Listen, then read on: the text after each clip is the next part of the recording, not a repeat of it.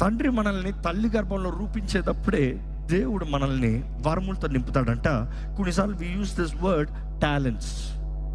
దేవుడు నీకు ఇచ్చిన పిలుపు, దేవుడు నీకు ఇచ్చిన వరము, అదేదో దేవుడు మనసు మార్చుకుని ఆపేసేది కాదంట.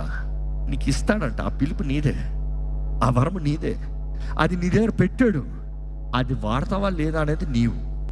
దేవుడి పలానా కార్యం జరిగిస్తాడు, దేవుడు నిన్ను పలానా చేయమంటున్నాడు, దేవుడు ఈ రీతిగా నిన్ను ముందుకెళ్ళమంటున్నాడు, దేవుడు నిన్ను భయపడకుండా ప్రార్థన చేసి ఆయన కొరకు వేచి ఉండమంటున్నాడు, లేకపోతే దేవుడు ఇదిగో నిన్ను ఈ దారిలో వెళ్ళమంటున్నాడు, పలానా మార్గంలో వెళ్ళమంటున్నాడు. He will give a wisdom.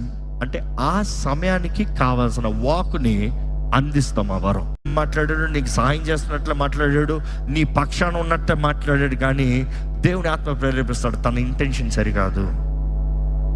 నీతో మై బ్రదర్ అని మాట్లాడుతున్నాడేమో కానీ జాగ్రత్త, ఆ ఇంటెన్షన్ సరికాదు. నీ పక్షానే ఉన్నాడేమో, నీ కొరకే ఉన్నాడేమో కానీ జాగ్రత్త, తన ఇంటెన్షన్ సరికాదు. ఎప్పుడన్నా వార్నింగ్స్ పొందుకున్నారా? ఏ రకములైన వ్యాధులకి స్వస్థత ఇస్తానికి యేసు ప్రభు సమర్థుడు. నమ్మేవారు అంటే బిగ్గరగా నేను చెప్తారా?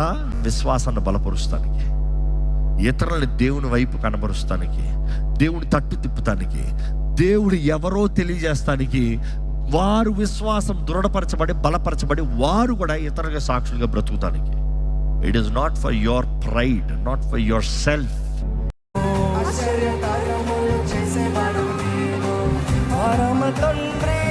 గొప్ప దేవుడవు,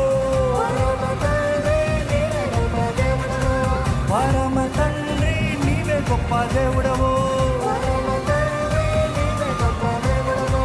నీవు బిడ్డగా నన్ను మార్చుకున్నావు,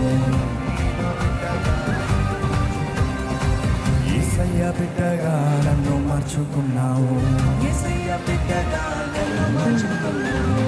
మనసారా పూజించి ఆరాధిస్తా,